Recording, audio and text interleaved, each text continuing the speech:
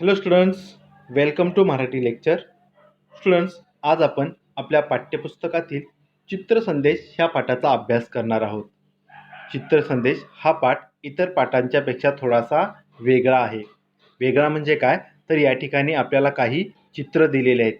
त्या चित्रांचं निरीक्षण करून म्हणजेच ऑब्झर्वेशन करून आपल्याला त्या चित्रामधून काय संदेश मिळतो, काय मेसेज मिळतो हे शिकायचं आहे. ओके, तर अशा प्रकारची कोणकोणती चित्र आपल्याला दिलेली आहेत आणि त्याच्यामधून आपल्याला कोणता संदेश मिळत आहे, काय मेसेज मिळत आहे हे आता आपण बघणार आहोत. पहिल्या चित्रामध्ये आपल्याला काय दिसत आहे, तर पहिल्या चित्रामध्ये दोन मुली दिसत आहेत.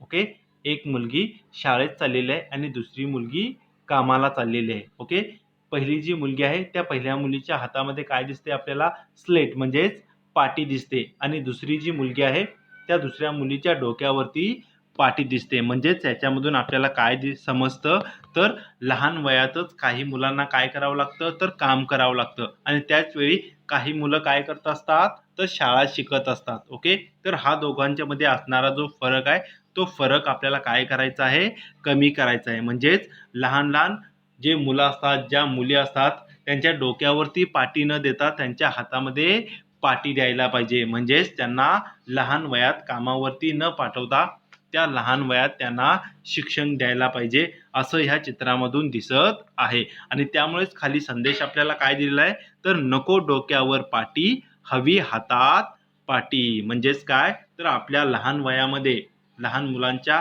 हातामध्ये पाटी असायला पाहिजे, ज्या पाटीचा वापर करून ते काय करू शकतील, तर शिक्षण घेऊ शकतील आणि मोठे अधिकारी बनू शकतील. ओके, जर लहान वयातच आपल्या डोक्यावरती पाटी आली, म्हणजेच आपल्याला जर काम करण्याची वेळ आली, तर लहान मुलांना काय होतं, तर शिक्षणापासून दूर राहावं लागतं आणि त्यामुळे त्यांची प्रगती होत नाही, त्यांची प्रोग्रेस होत नाही. म्हणूनच आपल्याला पहिल्या चित्रामधून काय शिकायला मिळालं, तर लहान वयात आपण काय करायला पाहिजे, तर शिक्षणच घ्यायला पाहिजे. आणि इतर ठिकाणी जर कोण लहान मुलं काम करत असतील, तर त्या मुलांना शिक्षणाचं महत्त्व पटवून द्यायला पाहिजे आणि त्यांना सांगायला हवं की काम न करता तुम्ही काय करायला पाहिजे, तर शिक्षण घ्यायला पाहिजे. म्हणजेच डोक्यावरती पाटी न घेता हातामध्ये पाटी घ्यायला पाहिजे, अशा प्रकारचा संदेश आपल्याला पहिल्या चित्रामधून मिळत आहे. ओके, आता दुसऱ्या चित्राचं निरीक्षण करा. तर दुसऱ्या चित्रामध्ये आपल्याला काय दिसत आहे, तर दुसऱ्या चित्रामध्ये आपल्याला झाड दिसत आहे. ओके, आपल्याला सर्वांनाच माहीत आहे की झाडे आपल्यासाठी त्याचबरोबर पर्यावरणासाठी किती उपयोगी असतात. ओके, पर्यावरणाचा जर विचार केला तर झाडांमुळे काय होतं, तर हवा शुद्ध राहते. त्याचबरोबर जमिनीची जी धूप असते, ओके, सॉइल इरोशन त्याला म्हणतात, ती जमिनीची धूप होत नाही. ओके, त्याचबरोबर झाडाचा फायदा जर आपण बघितला, तर झाडाची जी पानं असतात, ओके, त्या झाडांच्या पानांचा वापर जनावरांचं खाद्य म्हणून केलं जातं. त्याचबरोबर झाडांपासून आपल्याला सावली मिळते. ही जी झाडं असतात, ती झाडं आपल्याला वेगवेगळ्या प्रकारची फुलं देतात, वेगवेगळ्या प्रकारची फळं देतात.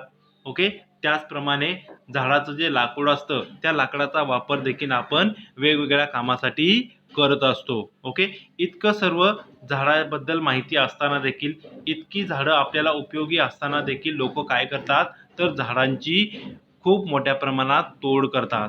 ओके, आणि अशा प्रकारची झाडाची तोड केल्यामुळे काय होतं, तर पर्यावरणाचा जो समतोल असतो, पर्यावरणाचा जो बॅलन्स असतो, तो बॅलन्स काय होतो, तर ढासळतो, कोलॅप्स होतो. आणि अशामुळे काय होतं, तर वेगवेगळ्या समस्यांना आपल्याला तोंड द्यावं लागतं. सर्वात महत्त्वाची गोष्ट म्हणजे झाडांमुळे काय होतं, तर पाऊस मोठ्या प्रमाणात पडण्यास मदत होते. ओके, आणि त्यामुळेच आपण काय करायला पाहिजे, तर अशी जी झाडं असतात, ती झाडं आपण जास्तीत जास्त लावण्याचा प्रयत्न केला पाहिजे आणि जास्तीत जास्त झाडांना जगवण्याचा प्रयत्न केला पाहिजे. आणि म्हणूनच खाली मेसेज काय दिलेला आहे बघा, तर झाडे लावा, झाडे जगवा, प्रदूषण टाळा, जग वाचवा. म्हणजेच काय, तर आपण जर वेगवेगळ्या प्रकारची अशी झाडं लावली आणि त्यांना जर त्या झाडांना जगवलं, तर काय होईल, तर पर्यावरणामध्ये असणारं जे प्रदूषण आहे, ते प्रदूषण कमी होईल. आणि त्याचबरोबर काय होईल, तर हे जे पूर्ण जग आहे, ते जग व्यवस्थितपणे जगायला त्याची काय होईल, खूप मदत होईल. आणि म्हणूनच आपण काय करायला पाहिजे, तर वेगवेगळ्या प्रकारची झाडं लावायला पाहिजे. ओके, नेक्स्ट चित्र बघा. तर नेक्स्ट चित्रामध्ये आपल्याला काय दिसत आहे, तर एक मुलगा हातामध्ये झाडू घेऊन तिथे पडलेला जो कचरा आहे तो कचरा साफ करत आहे आणि त्याच्याच बाजूला काय दिलेलं आहे, तर एक कचरा कुंडी आहे. ती कचरा कुंडी आपल्याला चित्रामध्ये दिसत आहे आणि त्याच्या खाली काय लिहिलेलं आहे, तर नको दंड नको शिक्षा, स्वच्छ गाव हीच अपेक्षा. म्हणजेच काय, तर आपण बघा बऱ्याच ठिकाणी बघतो की वेगवेगळ्या प्रकारचे बोर्ड लिहिलेले असतात की येथे कचरा टाकू नये. त्याचबरोबर येथे कचरा टाकला तर कायदेशीर कारवाई केली जाईल किंवा येथे कचरा टाकला तर 5,000 रुपये दंड आकारला जाईल. दंड म्हणजे काय, तर फाईन. ओके, तर अशा प्रकारचे जे बोर्ड असतात ते बोर्ड आपल्याला ठिकठिकाणी पाहायला मिळतात. परंतु एक गोष्ट देखील आपल्याला तिथे बघायला मिळते, कोणती, तर ज्या ज्या ठिकाणी असे बोर्ड असतात त्याच ठिकाणी जास्त कचरा टाकलेला असतो. कारण लोकांना फाईन भरण्याची किंवा आरोग्याची काळजी जराशीही वाटत नाही. म्हणूनच लोक काय करत असतात, तर असा विचित्र वेगवेगळ्या ठिकाणी काय करत असतात, तर कचरा टाकण्याचं काम करत असतात. म्हणूनच अशा लोकांना आपण दंडाची भीती न दाखवता, फाईन भरण्याची भीती न दाखवता, त्याचबरोबर शिक्षा म्हणजेच पनिशमेंट होईल अशा प्रकारची भीती न दाखवता आपल्याला काय करायला पाहिजे, तर जे जे लोक असे बाहेर कचरा टाकतात त्यांना स्वच्छतेचे महत्त्व पटवून द्यायला पाहिजे. ओके, जर एकदा त्यांच्या डोक्यामध्ये स्वच्छतेचं महत्त्व आलं तर ते काय करणार नाहीत, तर इतर कोणत्याही ठिकाणी बाहेर अशा प्रकारचा कचरा टाकणार नाहीत. आणि अशा प्रकारचा जर कचरा लोकांनी बाहेर न टाकता व्यवस्थित कचरा कुंडीतच टाकायला सुरुवात केली तर वेगवेगळ्या प्रकारचे जे रोग असतात ते रोग पसरण्यास जी परिस्थिती निर्माण होते तशा प्रकारची परिस्थिती निर्माण होणार नाही. म्हणूनच काय करायला पाहिजे, तर लोकांना स्वच्छतेचे महत्त्व पटवून द्यायला पाहिजे, असे हे या चित्रामधून आपल्याला सांगितलेलं आहे. ओके, नेक्स्ट चित्र बघा. एक मुलगी आहे, ती मुलगी काय करत आहे, तो जो नळ आहे तो नळ बंद करत आहे असं आपल्याला त्या चित्रामध्ये दिसत आहे. आणि खाली काय लिहिलेलं आहे, तर जपून वापर पाण्याचा आधार असे जगण्याचा. आता तुम्हा सर्वांनाच माहिती आहे की आपण पाण्याला काय म्हणतो, पाण्याला आपण जीवन असे म्हणतो. कारण पाण्याशिवाय आपण जिवंत राहू शकत नाही, आपण जगू शकत नाही. ओके, त्याचबरोबर आपल्याला माहिती आहे पर्यावरणामध्ये असणारे प्राणी, पक्षी, वनस्पती हे सर्व कशावरती अवलंबून असतात रे, तर पाण्यावरती अवलंबून असतात. ओके, आणि हे जे पाणी आहे ते पाणी आपल्याला निसर्गाकडून मिळतं. म्हणजेच पाणी आपण तयार करू शकत नाही. आणि हा जो पाण्याचा साठा आहे तो साठा कसा आहे, तर मर्यादित आहे.